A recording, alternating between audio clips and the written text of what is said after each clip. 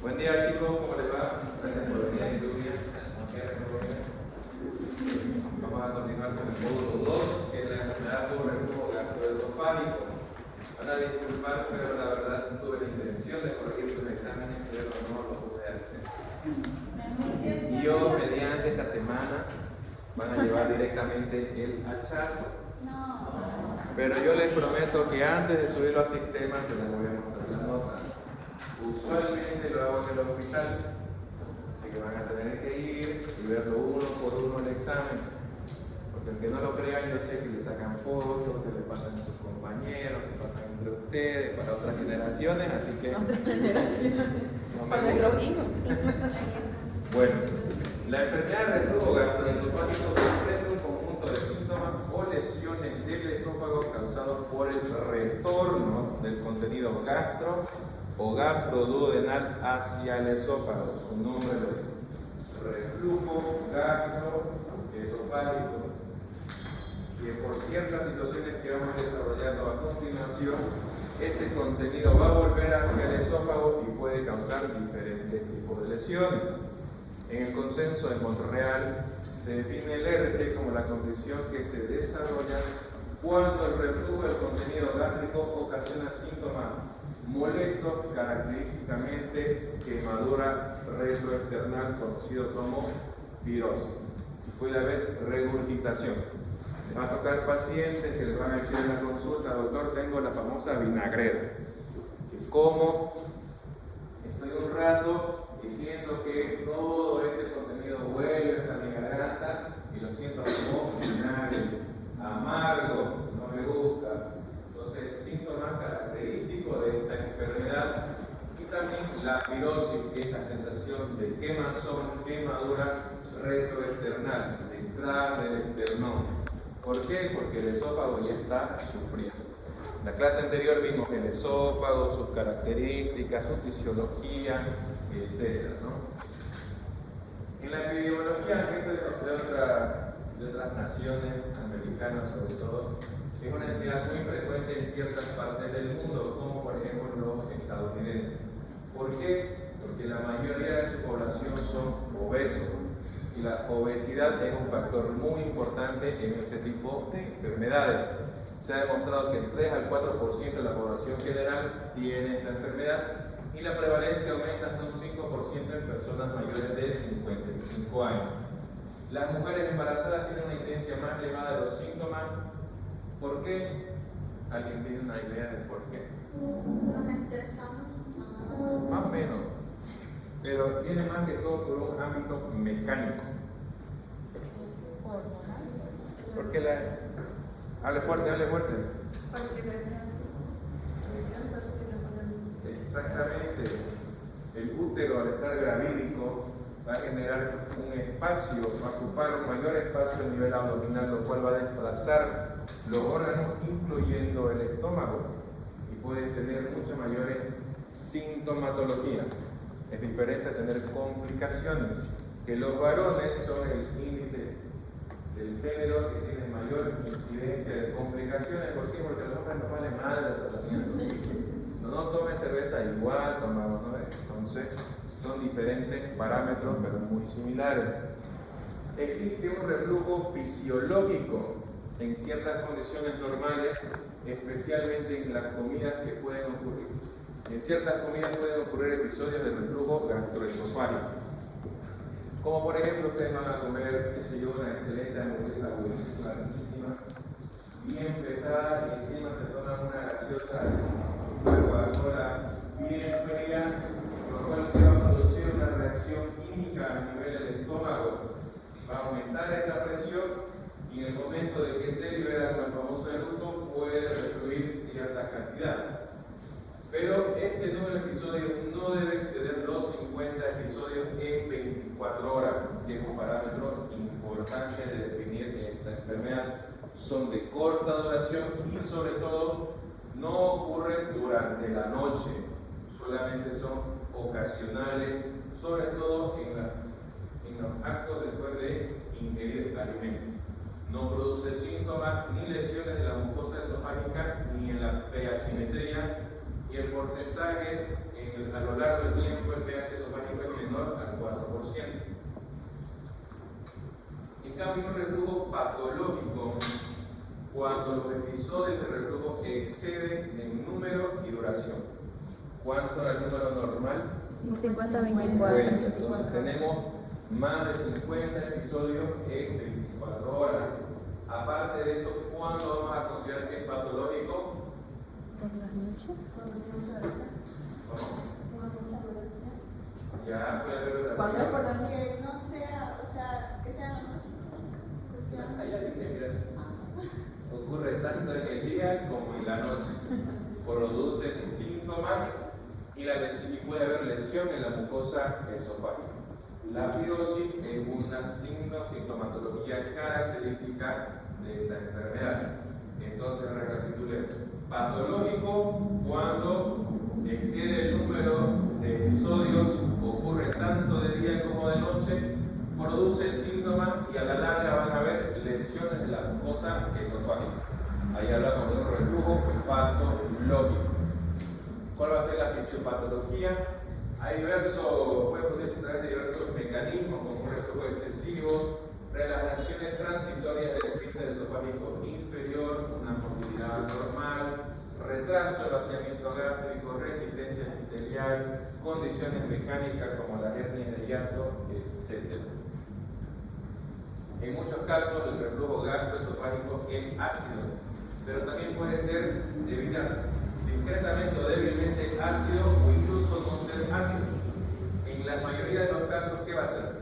Ácido. ¿Por qué? Por el ácido clorhídrico del estómago, todas las secreciones, incluso del duodeno. ¿Qué se secreta a nivel del duodeno? ¿No? Miedo, sin miedo, sin escornoca. Mina, ¿qué se secreta en el duodeno? ¿O qué cae hasta el duodeno? ¿Cómo? Dígalo. Eso es lo que estás pensando, eso es. La bilis. Bien. ¿Qué más cae en el sistema hepato-pancreato-biliar? Hepato-pancreato-biliar. ¿Cómo? Los jugos pancreáticos. ¿Alguien sabe, de entera curiosidad, cuánto líquido se produce desde la bilis y la función pancreática? ¿Cuántos ml en 24 horas se produce? Aproximadamente la bilis son de 800 a 1200 y jugos pancreáticos hasta 2000 ml en 24 horas. ¿Sí? ¿Perdón? otra vez. Ya. La bilis más o menos entre 800 a 1200 ml y los jugos pancreáticos hasta 2000 ml en 24 horas. Va a depender de la ingesta de alimentos del paciente.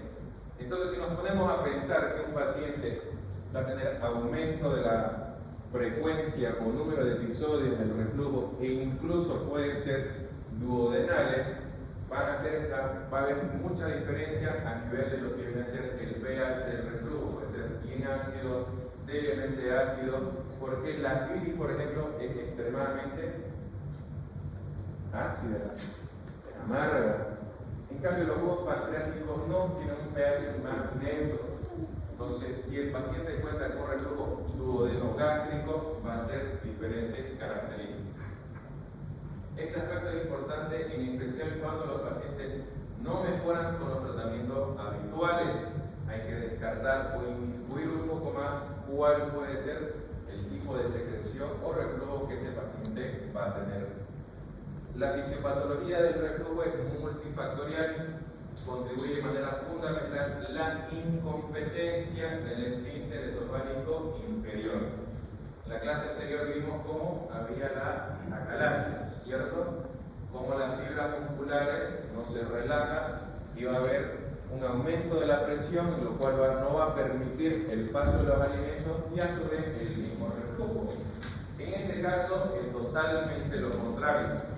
Tenemos un esfínter esofágico incompetente, no funciona de forma adecuada, pierde la capacidad de barrera antirreflujo, se relaja con facilidad por diferentes causas.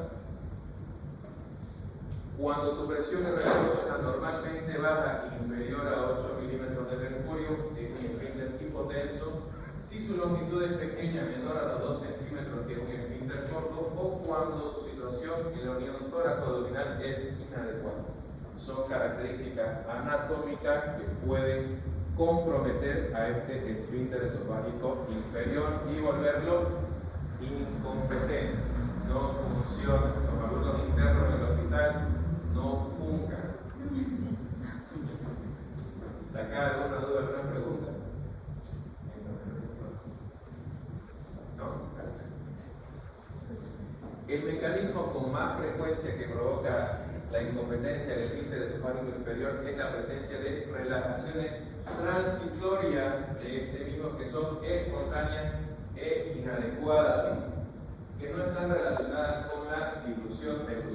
Recordemos que en la fisiopatología hablamos que son episodios más de 50, tanto de día y de noche, que son totalmente involuntarios. Podemos estar conversando de lo más normal, estando en reposo, en actividad, qué sé yo, y ese esfínter va a relajar y su contenido va a refluir. También tenemos que tener en cuenta que, como por ejemplo hablamos de las embarazadas que van a tener un espacio, un efecto en masa por el útero gravídico, va a aumentar la presión intraabdominal, que esto va a favorecer a lo que viene a ser el reflujo gastroesofágico relacionado con la deglución. Si tenemos aumento de esa presión intraabdominal, que puede ser causada por muchos factores, predispone directamente a que el contenido refluya hacia el esófago. Este aumento de la presión intraabdominal, pregunta de examen, es un factor muy importante para el tema,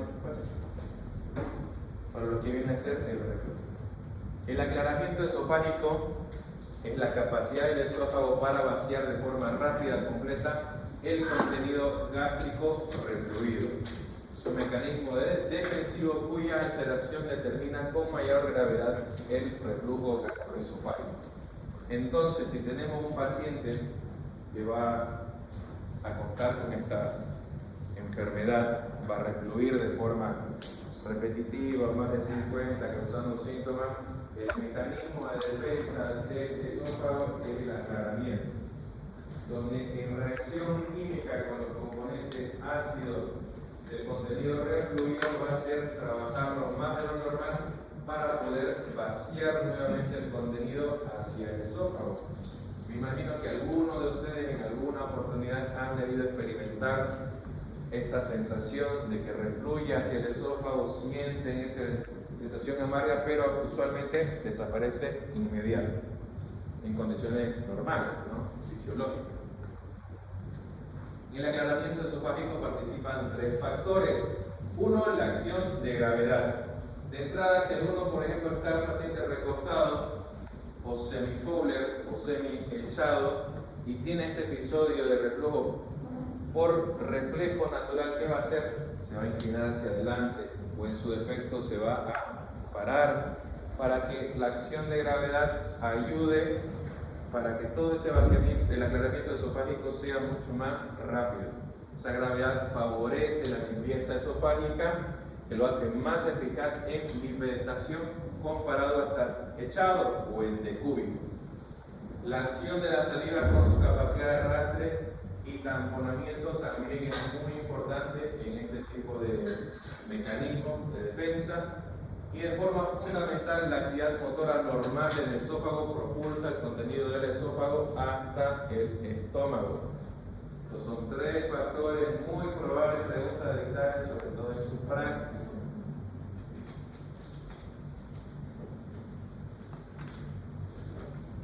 La hernia hiatal, que es el siguiente tema que vamos a desarrollar en la siguiente clase, es una protrusión del estómago a través del hiato diafragmático, como podemos ver en la imagen. Esto es netamente un proceso mecánico, donde ya compromete directamente, ¿qué es esto de acá? Esto de aquí. Miren la imagen, aquí en acá. ¿Se ve? ¿No ve? ¿Qué es eso? Palilla. ¿Qué es lo que acabo de marcar? Ahí. El esfínter esofágico inferior. se dan cuenta gráficamente, vemos cómo ya está netamente entreabierto, porque el estómago protruye, por ende pierde esa funcionalidad el esfínter esofágico inferior. Se relacionan directamente con la aparición de la enfermedad del reflujo gastroesofágico al favorecer la hipotonía del esfínter esofágico inferior, relajaciones anómalas, inadecuadas y sobre todo inadecuado aclaramiento esofágico de la parte más distal. En la aparición del reflujo gastroesofágico pueden participar y también factores propiamente gástricos. Favorece la hipersecreción ácida y el vaciamiento gástrico está enlentecido. Hay ciertas patologías como por ejemplo la gastritis aguda, la gastritis crónica, que es lo que van a causar a la larga que el vaciamiento gástrico esté lento, no sea de una forma inadecuada. Por eso los pacientes luego de comer se sienten hinchados, están distendidos, tienen pesadez estomacal, lo cual al no vaciarse de forma adecuada ese estómago, mantener sus contenidos por mucho mayor tiempo, que va a predisponer a que refluya. También favorecen el reflujo gastroesofágico los incrementos de la presión abdominal. ¿Alguien sabe en qué consiste la maniobra de Valsalva? ¿O la maniobra de Valsalva? La maniobra de Valsalva es cualquier procedimiento que aumente la presión intraabdominal de forma transitoria, como toser, como alzar peso, como tener prendas apretadas, sobre todo en ciertas mujercitas que les encanta colocarse, mujeres gravídicas o en estado de gestación, también va a aumentar la presión intraabdominal, y los obesos que tienen un aumento de la presión intraabdominal prácticamente continuo. La obesidad y el sobrepeso, el mecanismo por el obesidad favorece directamente la enfermedad de reflujo gastroesofágico, no es puramente mecánico. Se relaciona con mecanismos tanto hormonales, proinflamatorios, que están mediados por el tejido adiposo abdominal. Entonces, un paciente obeso, aparte de tener mucho mayor peso a nivel abdominal por su tejido adiposo, por su tejido graso, también sabemos o tenemos en cuenta que un paciente obeso siempre va a estar acompañado de otras comorbilidades, como cuál es la enfermedad metabólica más predominante en nuestro medio. Los diabéticos. Los diabéticos no metabolizan de forma adecuada, son muy proinflamatorios a nivel celular, desarrollan inflamaciones que son imperceptibles en ciertos casos de los pacientes. ¿Por qué? Porque sus fibras nerviosas terminales están afectadas. ¿Han escuchado del pie diabético, por ejemplo? ¿Cierto? El paciente que no tiene sensibilidad a nivel del pie se lesiona, va generando inflamación, pero el paciente ni se entera. Entonces, la obesidad también está directamente asociada con la enfermedad de reflujo gastroesofágico. Hay alimentos y sustancias que también pueden ser nocivas o acompañadas para esta enfermedad. Ciertas sustancias que disminuyen la presión del esfínter esofágico inferior, favoreciendo el reflujo del contenido gástrico hacia el esófago. Entre esas comidas, ¿cuáles son? La grasa, el tabaco, el alcohol, el chocolate, la menta, ciertamente alimentos gastroerosivos, también como por ejemplo la gaseosa. A través del contenido gaseoso va a aumentar muchísimo la presión intragástrica, va a favorecer ese reflujo, y algunos fármacos que predisponen el reflujo gastroesofágico al disminuir la presión del esfínter esofágico inferior, antagonistas de los canales de calcio, los anticolinéticos, las benzodiazepinas. ¿Alguien conoce algún ejemplo de lo mencionado? ¿Cuáles son los antagonistas de los canales de calcio?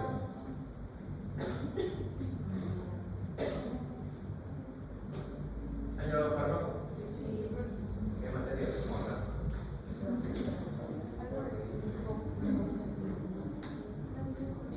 Los antagonistas de canales de calcio, por ejemplo, son los antihipertensivos.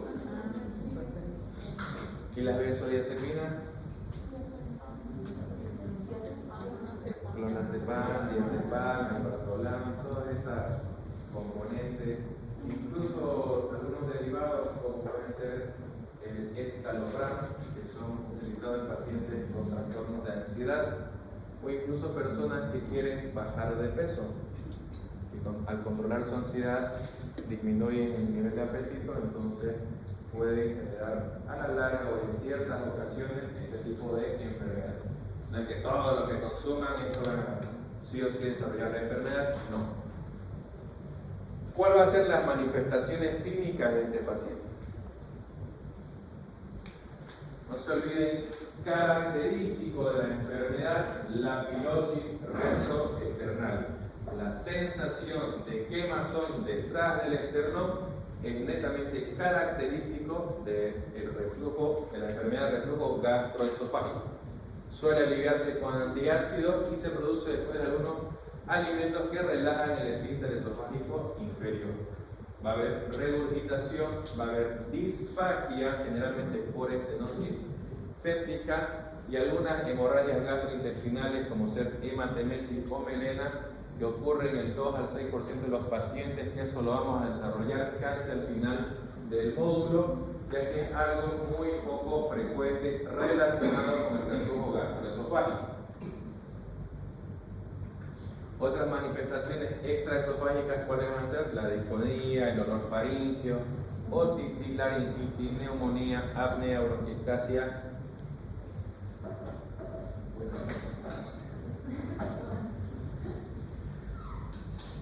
Son manifestaciones extraesofágicas que se pueden presentar en la enfermedad, pero si nos ponemos a pensar y a leer un poco, son ciertos síntomas inespecíficos, ¿no?, que pueden estar presentes en otro tipo de enfermedades.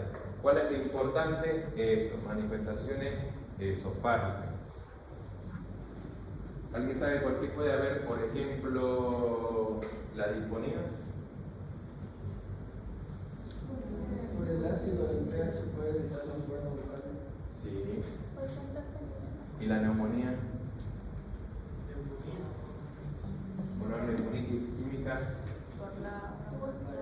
Porque pueden broncoaspirar, ¿no?, y generar procesos pulmonares. Bien. ¿Cómo vamos a realizar el diagnóstico? Ya sabemos cómo se presenta la enfermedad, cuáles son la fisiopatología, cómo se desarrolla, cuáles son los factores de riesgo. Tenemos la clínica del paciente, pero cómo llegamos al diagnóstico. Según la semiología, el 90-95% del diagnóstico se realiza en la anamnesis y el examen físico. Por ende, fundamentalmente clínico. Hacer la buena entrevista al paciente, examinar los factores de riesgo, preguntar los antecedentes, y al examen físico vamos a llegar directamente a su diagnóstico. Pero nosotros también podemos utilizar pruebas diagnósticas complementarias, como una endoscopía digestiva alta, más lo que viene a ser la pH-metría esofágica, para ver si hay algún trastorno del pH, y a nivel endoscópico para ver a visión directa si es que existe algún cambio trófico, mecánico, de lo que viene a ser ese esófago. La endoscopía es la técnica más útil para investigar si hay una esofagitis y clasificar su gravedad y evidenciar sus probables complicaciones. Tenía un video, pero no lo encontré, de lo que viene a ser una endoscopía digestiva alta, para que tengamos una idea de cómo funciona y en qué consiste, que se los voy a mostrar en la siguiente clase. La endoscopía digestiva alta es prácticamente el estudio estándar que vamos a manejar todo este semestre. Es muy importante que lo desarrollemos. Y una imagen, por ejemplo, de lo que viene a ser una endoscopía digestiva alta, donde se observan erosiones longitudinales. Miren cómo cambia la coloración de la mucosa a un estado más pálido, lo podríamos llamar, que son estas imágenes más blanquecinas, y también tenemos erosiones, que son estos sitios más eritematosos, ¿no?, que se ven a lo largo del esófago. Para clasificar la esofagitis se utiliza la clasificación de Los Ángeles, para poder desarrollar las que son grado A, grado B, grado C y grado D. Lo van a estudiar bien en su casa, van a curiosear, porque en el examen práctico seguramente se lo voy a preguntar. Y bueno, el mejor método para investigar la existencia de reflujo gastroesofágico ácido y cuantificarlo es la pH-metría esofágica, que es un procedimiento ambulatorio de 24 horas, aunque su sensibilidad y especificidad diagnosticada distan de ser perfecta. Recordemos que el diagnóstico es evidentemente clínico, solamente con esto vamos a complementar para llegar al correcto diagnóstico. La manometría esofágica también permite evaluar el estado del esfínter esofágico inferior y la capacidad propulsiva del cuerpo esofágico en el aclaramiento. Entonces, una manometría esofágica, que también lo vimos en la anterior clase, nos va a ayudar a ver si ese esfínter esofágico inferior es competente o incompetente, si mantiene la presión o se relaja de forma transitoria. En la práctica clínica es adaptable el diagnóstico basado exclusivamente en los síntomas cuando son típicos de la enfermedad de reflujo gastroesofágico y no existen indicadores de alarma. Indicadores de alarma podemos tener disfagia, vómitos persistentes, anemia, hemorragia y pérdida de peso.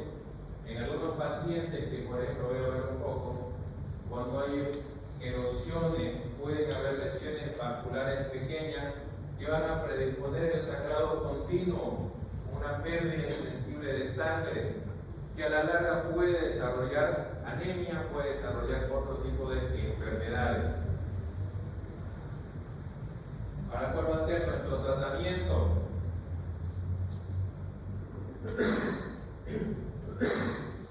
¿Cuál es el objetivo de un tratamiento en general de alguna enfermedad?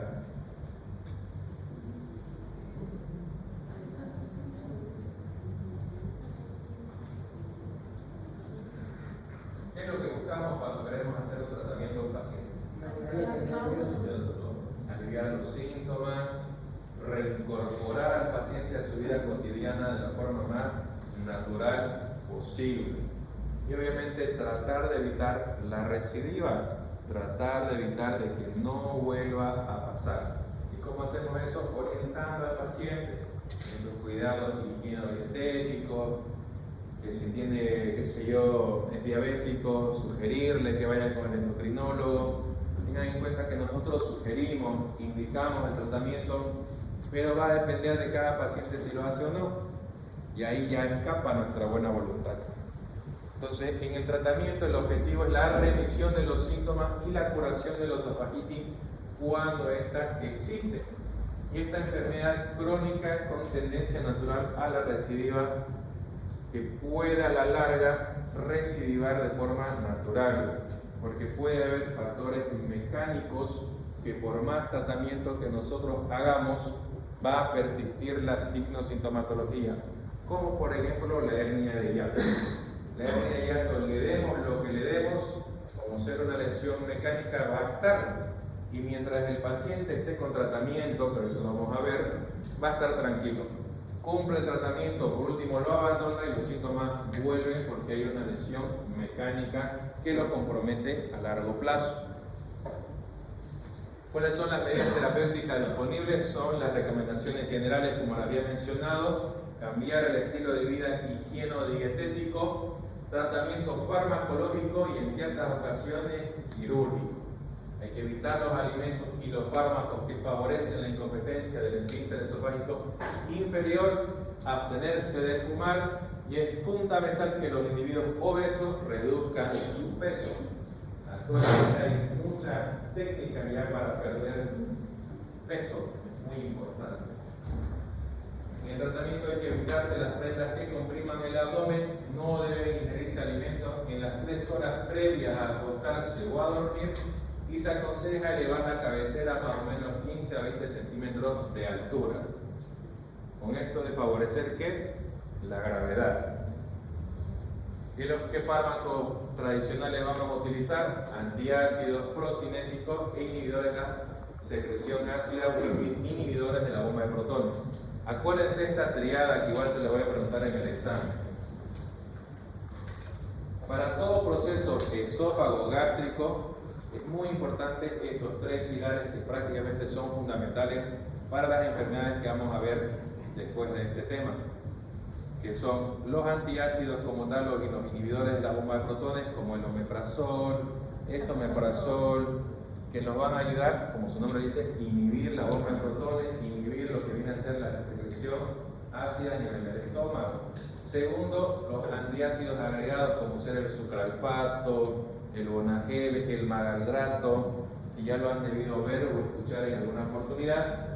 Y a lo que es importantísimo es los procinéticos, medicamentos que ayuden a vaciar ese estómago de la forma más rápida posible, como ser la metoclopramida, como ser la domperidona, que nos van a ayudar a que ese estómago vacíe más rápido. Entonces, si un paciente ingiere antiácidos, va a aliviar todos los síntomas esofágicos porque genera una película de protección, como puede ser el magaldrato, la simeticona, etc. Aparte de eso, un omeprazol o un inhibidor de la bomba de protones va a ayudar a que el pH del estómago sea más leve, va a inhibir la secreción ácida y con eso complementamos con el procinético para que todo ese contenido del estómago vacíe rápidamente. Así, por más que haya una relajación transitoria en la presión involuntaria del esfínter esofágico inferior, si no hay nada en el estómago, pues no hay nada que refluya. ¿Me entienden? ¿No ven? Pilar fundamental del tratamiento, eso. ¿Cuáles son estos antagonistas H2 disponibles, que son los antiácidos? La ranitidina, la roxatidina, que ya ni se utiliza desde el desarrollo de los IVP, como son el omeprazol, lansoprazol, pantoprazol, etc. Todos estos tienen el mismo principio activo. Todos inhiben la bomba de protones. Hay ciertos fármacos o cierta sinergia de medicamentos que, por ejemplo, se utiliza el pantoprazol en tratamiento de gastritis crónica, que van a tener una liberación más prolongada de su principio activo, o el omeprazol, que actúa inmediatamente, pero su principio activo dura mucho menos. Al final de la larga, prácticamente todos son lo mismo, con el objetivo de inhibir la bomba de protones. ¿Cuál va a ser el tratamiento de mantenimiento? Necesario en la mayoría de los pacientes y en especial en aquellos con recidiva precoce o frecuente, antecedentes de algunas complicaciones en el ERGE o alteraciones de lo que viene a ser la motilidad esofágica o de alto riesgo quirúrgico. Las dosis pueden ser suficientes, la mitad de lo convencional en pacientes que precisan de una dosis plena, como por ejemplo del IVP, y puede ser en algunos casos necesaria una dosis mayor. ¿Cuánto es la dosis normal de un IVP? Por ejemplo, el omeprazol vía oral, 20 miligramos para 24 horas. Algunos pacientes pueden estar tranquilos con esa medicación y nuestro objetivo es utilizar la dosis mínima efectiva. Podremos incluso intercalarlo, dar omeprazol día por medio para ver cómo le va. Y en algunos casos donde haya mucho más sintomatología, podemos duplicar esa dosis y utilizarlo cada 12 horas, por ejemplo.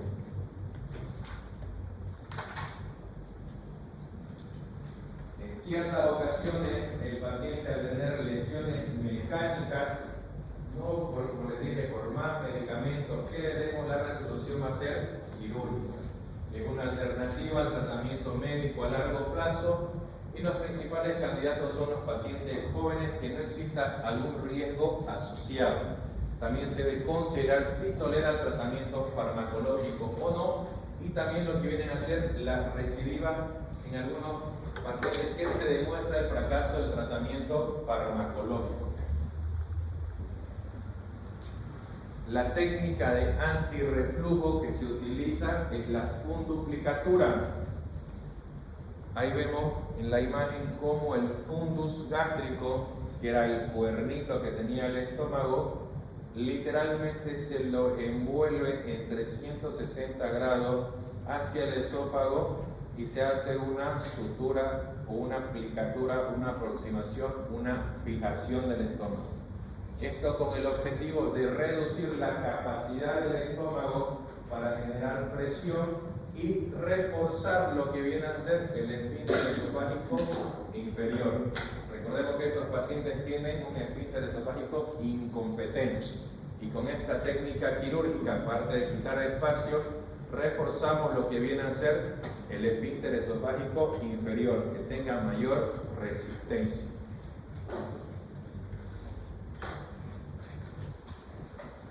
¿Alguna duda, alguna pregunta? Van a ver prácticas. Hay paro, ¿no? ¿Vieron la noticia? Mañana no voy a ir. Pero los que quieran ir, me avisan y yo les encargo al residente para que pase visita o vayan al quirófano.